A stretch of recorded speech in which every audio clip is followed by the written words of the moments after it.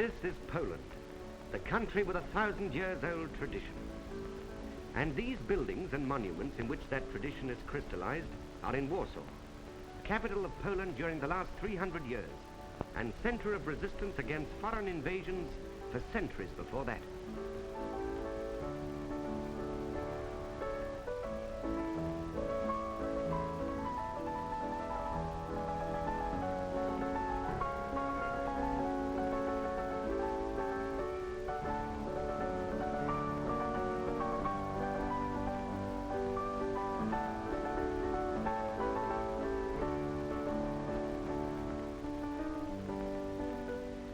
We are reminded of the way in which the Polish people have always resisted aggression by a statue of John Sobieski, the king, who in 1683 saved German Vienna from Turkish invaders.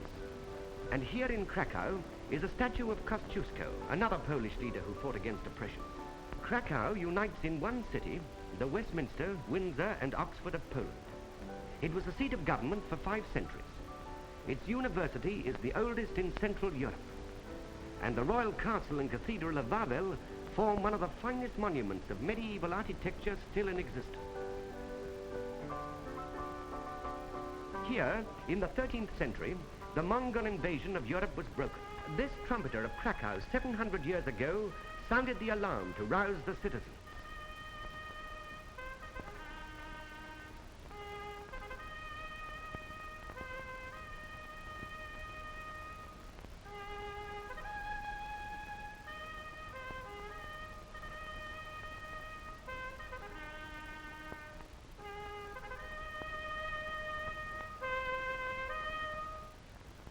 An arrow shot by a Tartar archer pierced the throat of the trumpeter, and that is why the note breaks without completing the tune. In commemoration of this occasion, the people of Krakow to this very day celebrate it with a mock Mongol on a hobby horse.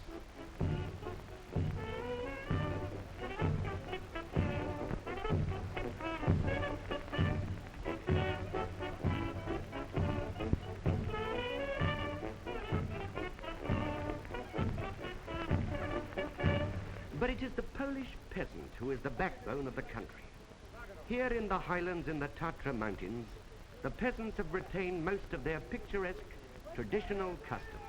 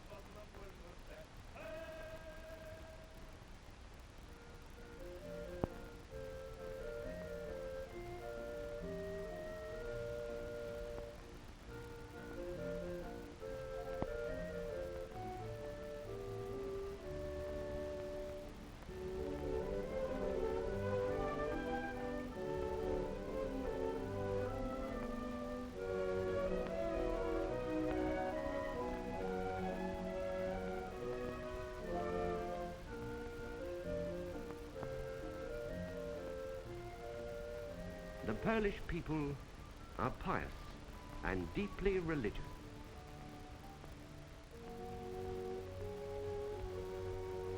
Pomstymplila temu krzyżowemu umarł. Pogrzebą wstąpił do piekieł trzeciego dnia zmartwychwstał, wstąpił na niebiosa, siedzi na prawicy u Boga Ojca Wszechmogącego, stamtąd przyjdzie sądzić żywych umarłych, zwierzęt Ducha Świętego, święty Kościół, powszechny, świętego obcowanie, grzechów odpuszczenie, ciała zmartwychwstania, żywot wieczny. Amen.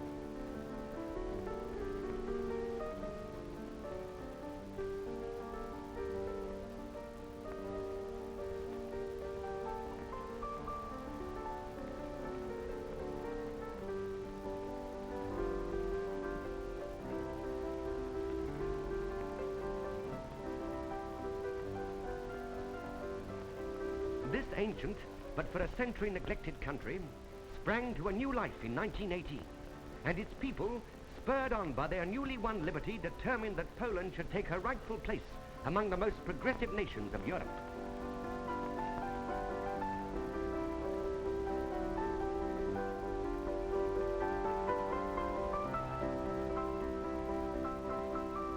They built their great seaport of Gdynia, which was transformed in a few years from a poor fishing village into the most flourishing harbor in the Baltic.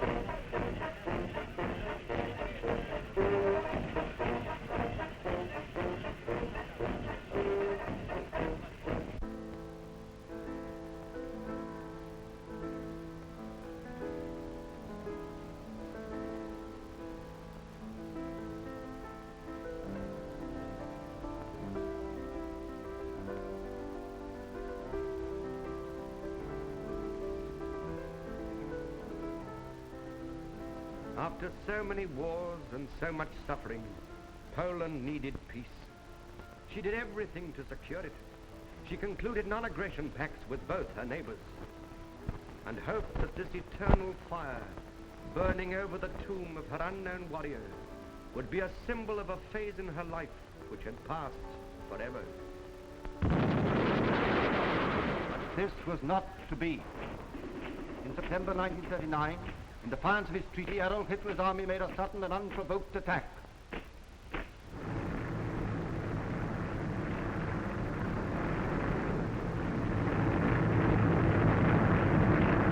Bombers rained death from the sky.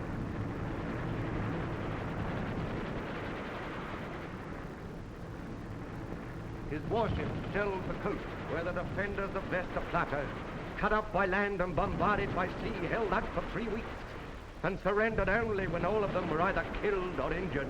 Mechanized troops advanced across the frontier from the south, west, and north. We met by desperate resistance of the only partially mobilized army.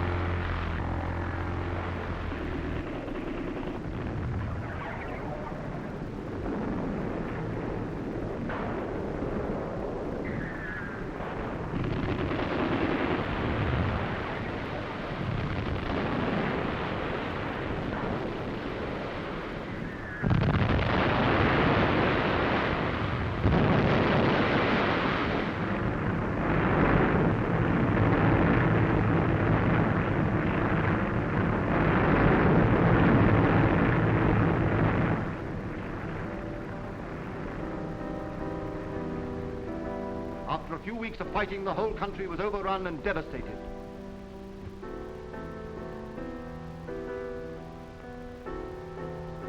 But one city, Warsaw, still held out.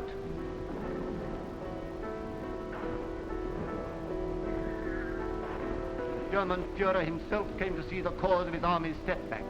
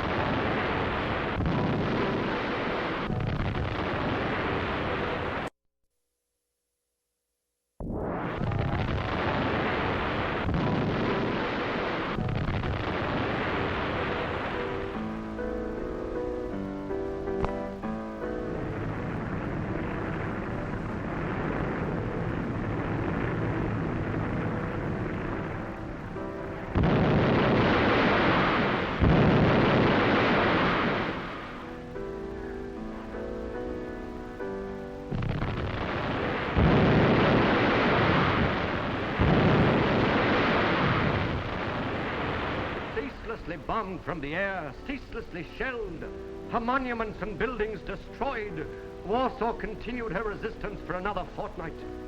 Although fires were raging in the city, There was no water, no light. Food supplies had long ago run out. but at length it was obvious even to the stubborn and courageous defenders of Warsaw that further resistance was hopeless. And the Lord Mayor Stajinsky sent his emissary to arrange the terms of surrender with General von Brauchitz.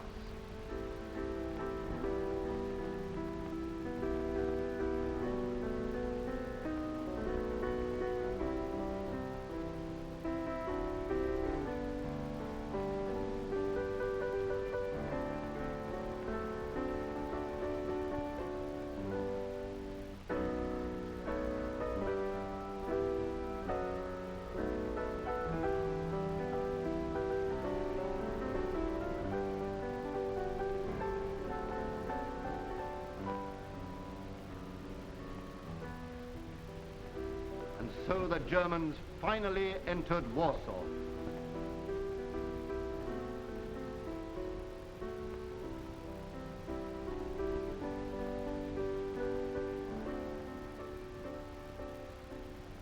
But Poland will never perish.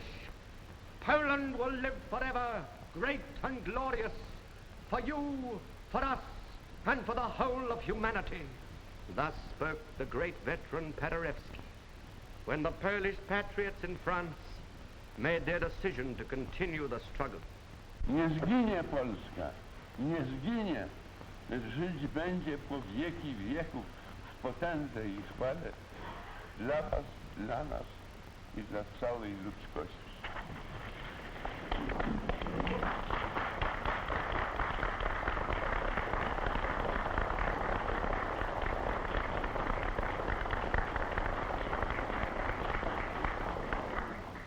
The Polish Navy had already fought its way out of the Baltic, and crossing the North Sea reached the shores of Britain, where the White Eagle went into action alongside the White Ensign.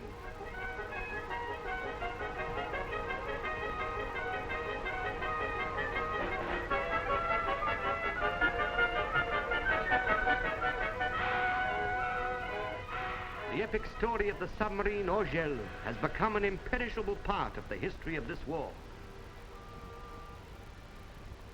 And here, training in British machines, is the Polish Air Force that was later to play its brilliant part in the defense of Britain.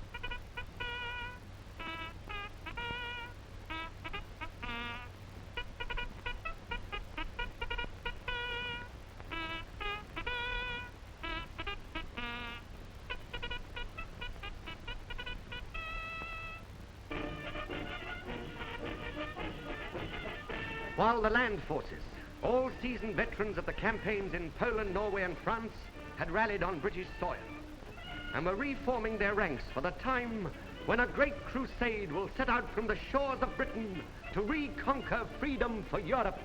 Here, General Sikorski, the Polish commander-in-chief, comes to decorate those of the troops who had distinguished themselves in the Norwegian campaign.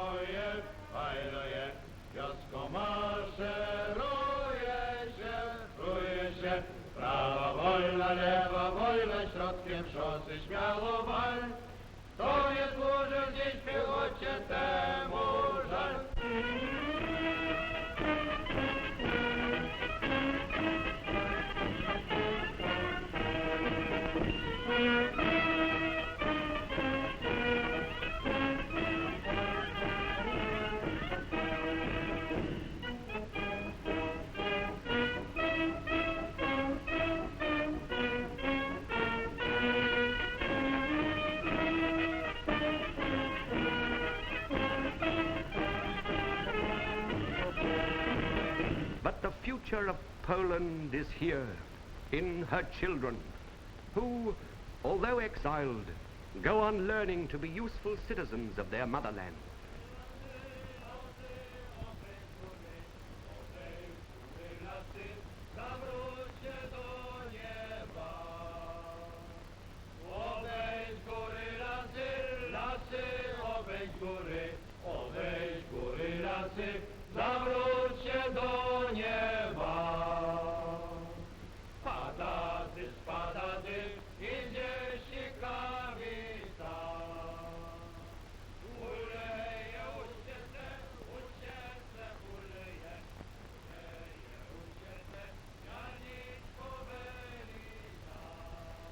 While these children live, Poland will never die.